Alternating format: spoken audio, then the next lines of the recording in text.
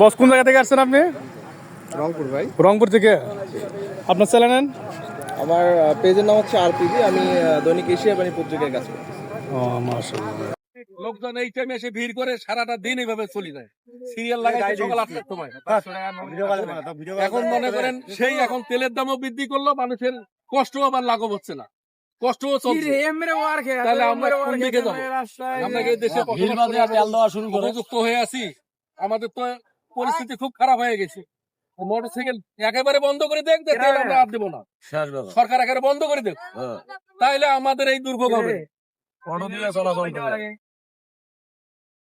ভাই আলাদা এখন তোমরা আগে বন্ধ করে তেলটা দিবে, তেল কিন্তু আছে। মদন আছে না এখনো? মদন বৌধুরী সুচি আছে, আল্লাহ ধরেছি কোনো কষ্ট করবে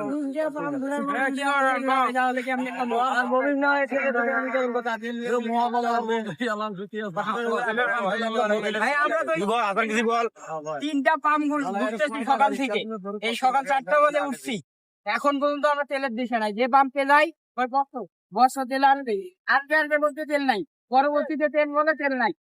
কেমনে? এই যে আমরা সকাল থেকে পরে 3টা পাম্পে লাইন দিছি, সকাল 4টায় দিছি, এটা আমাদের দ্বারা হয়রানি না? আমরা সামনে পরীক্ষার্থী, তেলের যে দাম বৃদ্ধি পেয়েছে এই বিষয়ে আপনি কি বলবেন?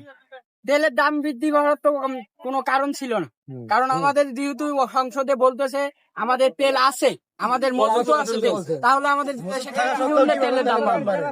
আমাদের তেলের দাম বাড়ছে, আমরা তেল এভেলেবল চাই, ভালো বড় কথা না, কিন্তু আমাদের তেল বাড়ার পরে যদি হয়রানি করা লাগে, এটা তো বাড়ার কোনো কথা ছিল না। ঠিক আছে, আমাদের বাড়তে হলো, তার হয়রানি হইতেছি, দেখি